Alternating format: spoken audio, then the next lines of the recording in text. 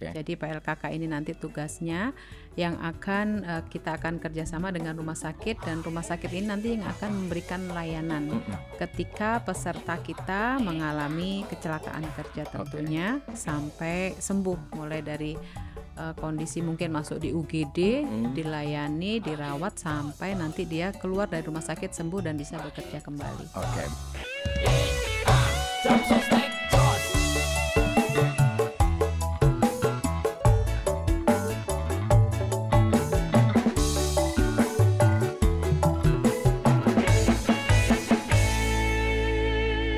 Assalamualaikum warahmatullahi wabarakatuh.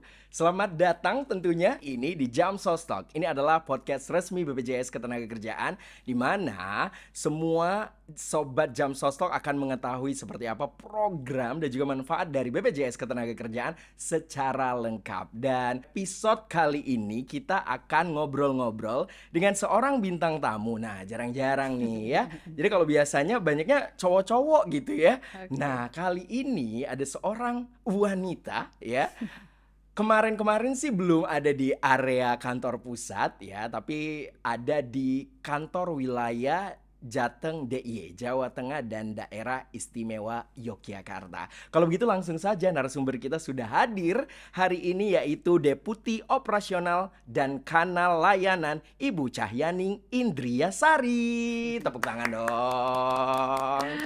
Atau yang biasa dipanggil dengan Bu Naning ya Bu ya? Iya. Bu, gimana kabarnya Bu 2024 ini? Luar biasa. Alhamdulillah ya. Kita akan ngobrolin seputar PLKK ya. Jadi PLKK itu apa? Mungkin Sobat Jam Sostok hari ini yang lagi nonton gitu ya. Apa sih PLKK? Emang ada PLKK di BPJS Ketenagakerjaan. Nah, kita bongkar. Seperti apa nih Bu PLKK itu sendiri? PLKK jadi kepanjangannya ya, Pusat Layanan Kecelakaan Kerja. Betul. BPJS Ketenagakerjaan itu sekarang memang kita tidak menangani terkait dengan kesehatan, tetapi kita akan tetap berhubungan dengan fasilitas kesehatan. Ya, karena kita punya program jaminan kecelakaan kerja. Jadi karena BPJS itu tidak punya rumah sakit ya, jadi kita harus bekerja sama dengan pusat-pusat layanan kecelakaan kerja. Jadi PLKK ini nanti tugasnya yang akan kita akan kerjasama dengan rumah sakit, dan rumah sakit ini nanti yang akan memberikan layanan ketika peserta kita mengalami kecelakaan kerja tentunya sampai sembuh, mulai dari kondisi mungkin masuk di UGD, dilayani, dirawat sampai nanti dia keluar dari rumah sakit sembuh dan bisa bekerja kembali. Berarti ini dulu yang dikenal dengan trauma center ya. Betul. Jadi kalau teman-teman nih selama ini lewat rumah sakit ada tulisan trauma center, itu tuh sekarang namanya PLKK. Jadi ada pengalaman sedikit nih Bu Naning, teman saya lewat di rumah sakit ini, kita dalam satu mobil terus bilang trauma center, apa ini untuk orang yang trauma gitu? Enggak ya. Itu untuk teman-teman yang kalau nanti ya teman pekerja kalau kecelakaan kerja itu bisa langsung dirawat sampai sembuh. Ada satu cerita nggak nih Bu Naning, kecelakaan kerjanya mungkin bisa dibilang agak lumayan parah gitu ya. Apakah itu emang akan terus dilayani begitu atau seperti apa nih? Jadi ketika peserta BPJS itu mengalami kecelakaan kerja, dia akan mendapatkan manfaat baik itu pelayanan kesehatan maupun nanti ada santunan. Nah, terutama untuk pelayanan kesehatan itu tadi yang sudah saya sampaikan bahwa nanti dia akan dilayani oleh fasilitas kesehatan, ada rumah sakit, ada klinik, kemudian ada puskesmas, ada praktek dokter bersama, termasuk nanti misalkan perlu ada rehab dan dia perlu pelatihan. Nah, kita juga ada kerjasama dengan BLK.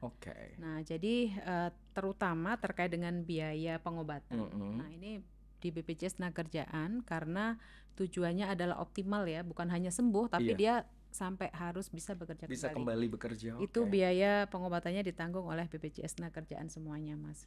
Jadi jangan takut. Even baru 1 bulan jadi peserta, kemudian amit-amit terjadi kecelakaan kerja, itu tetap tanggung.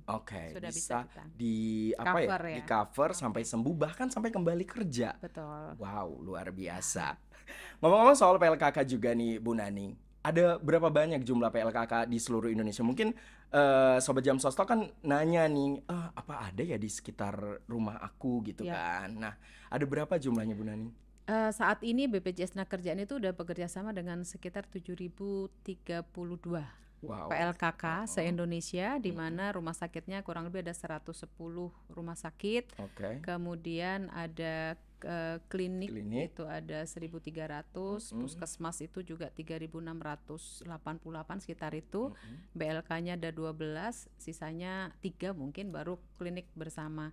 Karena kita nanti masih akan terus memperluas jaringan pelayanan kecelakaan kerja tersebut, karena BPJS Tenagakerjaan saat ini sasarannya bukan hanya pekerja formal penerima upah, tetapi nanti kita saat ini sedang mensasar pekerja bukan penerima upah.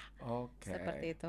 Jadi kalau selama ini mungkin ada yang nanya, ada nggak sih dekat rumah? Loh, iya. Banyak banget ternyata di sekitar rumah, puskesmas, klinik gitu Bu Naning ya. Nah, ngomong-ngomong soal klinik yang dekat rumah atau juga klinik yang ada di sekitar, kadang-kadang nih yang sedang nonton mungkin belum tahu nih Bu Naning, kalau dia kecelakaan kerja itu tuh nggak di cover sama BPJS Kesehatan begitu. Kenapa akhirnya harus juga terdaftar di BPJS Ketenagakerjaan. Mungkin Bu Naning boleh dijelasin nih perbedaan kalau terjadi kecelakaan kerja dan juga sakit biasa. Jadi dua BPJS di Indonesia itu kan kesehatan dan ketenagakerjaan. Jadi kalau untuk sakit itu yang berasal dari dalam diri kita sendiri. Itu kalau sakit penjaminnya adalah BPJS Kesehatan. Tetapi kalau namanya kecelakaan, apalagi kecelakaan kerja itu berasal dari luar diri kita ya. Misalnya terjatuh, terpeleset, perlindungannya mulai kita keluar dari pagar dari rumah ya, menuju di jalan raya menuju ke tempat kerja. Jadi kalau ada kecelakaan di jalan, ini jalan raya menuju perjalanan pergi pulang kerja itu juga masuk JKK. Nah, misalkan ada risiko kecelakaan kerja, pertama sekali Mas Hafiz ya tentunya menuju ke rumah sakit terdekat. Betul. Menuju ke rumah sakit terdekat. Kalau dia peserta BPJS mungkin bisa telepon ke perusahaan. Tapi kadang-kadang bingung kan, ini rumah sakit mana yang kerjasama? Apakah sudah download Jemo? Nah, itu dia. Jadi untuk tahu di mana saja klinik-klinik PLKK rumah sakit yang kerjasama, silahkan teman-teman yang peserta BPJS Tenagakerjaan saat ini juga download Jemo. Karena nanti di situ akan ada nama-nama rumah sakit yang ada paling dekat dengan tempat pada saat kecelakaan itu. Jadi mungkin udah bisa langsung otomatis gitu ya lokasinya Anda ada di mana gitu kan, kemudian bisa ketahuan yang paling deket kliniknya untuk PLKK ini ada di mana juga gitu. Jadi laporan kecelakaan kerja pertama juga bisa lewat Jemo. Langsung ya. Jadi jangan lupa untuk download Jemo juga. Jemo itu penting sekali ya untuk peserta BPJS Tenagakerjaan. Jadi harus download ya di sini. Satu tadi untuk kecelakaan kerja, teman-teman kalau pengen tahu rumah sakit paling dekat di mana bisa di situ. Yang kedua, pengen tahu saldo saya hari ini berapa, besok berapa juga bisa dilihat di situ. Betul sekali. Banyak sekali. Jadi kalau selama ini cuman lihat saldo doang, nggak cuman itu, karena Jemo itu kita udah bahas juga di episode sebelumnya. Ini adalah super app gitu ya, yang bisa memberikan manfaat seputar BPJS Ketenagakerjaan secara penuh gitu. Klaim aja bisa di Jemo ya Bu ya? Klaim JHT. Nah, kalau tadi kita ngomongin soal Jemo yang bisa ngelihat langsung di mana lokasi PLKK gitu ya, kemudian seperti apa juga PLKK ini ada daerahnya di mana-mana aja, klinik, puskesmas dan lain-lain. Untuk prosesnya sendiri nih Bu, kalau misalnya terjadi kecelakaan kerja, itu seperti apa nih? Misalnya nih ada yang nonton nih saat ini, dia masih berpikir nih, kalau nanti saya kejadian kecelakaan kerja, apa nih yang harus saya lakukan step-stepnya? Baik. Pertama datang ke rumah sakit, tunjukkan kartu BPJS kalau bawa. Sekali lagi kalau ada Jemo, kartunya bisa dilihat di kasir. Benar. Misalkan nggak bawa dua-duanya, KTP diserahkan ke rumah sakit, nanti dari situ petugas rumah sakit akan cek eligibilitasnya. Jadi itu terdaftar atau tidak gitu ya. Nah kemudian nanti dia akan dirawat. Kalau dia karyawan perusahaan, berarti nanti perusahaan yang akan bantu melaporkan ke BPJS. Okay. Nah, ini kita sedang membangun satu aplikasi yang nanti akan terintegrasi BPJS dengan perusahaan, dengan rumah sakit. Nah, itu lebih mudah lagi Mas untuk pelaporannya. Jadi kayak one stop solution gitu ya, betul, Bu ya. Betul. Oke. Seperti itu. Ngomong-ngomong soal layanan di BPJS Ketenagakerjaan juga nih Bu Naning, kan sampai saat ini yang kita ketahui juga ada pihak-pihak yang mencari keuntungan nih saat peserta kita terkena musibah bahkan yang telah meninggal, yaitu calo. Ya. Gimana nih tanggapan Bu Naning sendiri atas calo yang membantu gitu ya untuk klaim jaminan kecelakaan kerja atau juga jaminan kematian? Oke, jadi kembali lagi saya mengetuk gitu ya hati orang-orang ini bahwa yang ditolong itu orang-orang yang susah gitu. Betul. Nah, kemudian saya juga mengajak bahwa sebetulnya klaim BPJS itu gampang gitu. JKK, JHT, JKM itu gampang sekali. Jadi nggak perlu minta tolong calo. Karena kadang-kadang orang Indonesia ya Bu ya, rasanya kayak nggak mau ribet gitu, padahal nggak ada ribetnya sama sekali gitu gampang kan. Sekali. Contohnya JHT, JHT itu bisa lewat JEMO. Misalnya JKM tadi, datang aja ke kantor cabang terdekat. Menurut saya kalau nggak perlu harus punya saudara orang BPJS, nggak perlu. Nah, kantor cabang terdekat, kita juga ada website di situ bisa tanya dan sebagainya. Artinya sebisa mungkin kalau ada yang menawarkan membantu proses BPJS dengan biaya sekian, nah Bapak Ibu jangan percaya. Karena semua pelayanan di BPJS Ketenagakerjaan itu tidak berbayar sama sekali, begitu. Wah, jadi jangan tergoda ya.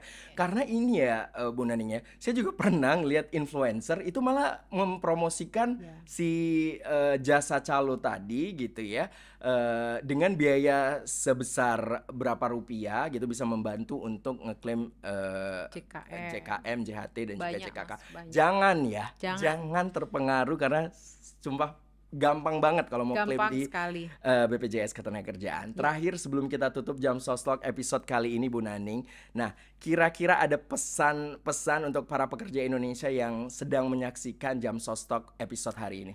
Jadi untuk pekerja yang hari ini belum terdaftar sebagai peserta BPJS Ketenagakerjaan, segera mendaftar. Manfaatnya makin lama makin bagus, terutama untuk topik kita hari ini ke depan. Ini sudah terbit PP 49 di mana nanti akan ada penyakit akibat kerja yang nanti itu ada koordinasi manfaat BPJS Ketenagakerjaan dengan kesehatan. Sebagai penjamin pertama nanti adalah BPJS Ketenagakerjaan. Sehingga kalau tidak menjadi peserta, nah ini nanti rugi. Sayang banget. Segera mendaftar, Bapak Ibu tidak akan rugi karena perlindungannya maksimal di BPJS Ketenagakerjaan. Nah, didengerin ya.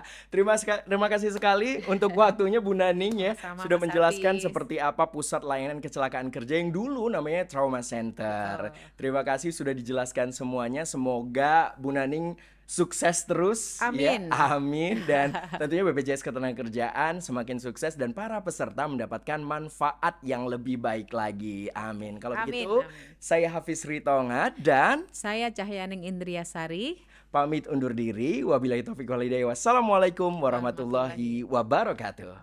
BPJS Ketenagakerjaan, kerja keras, bebas cemas.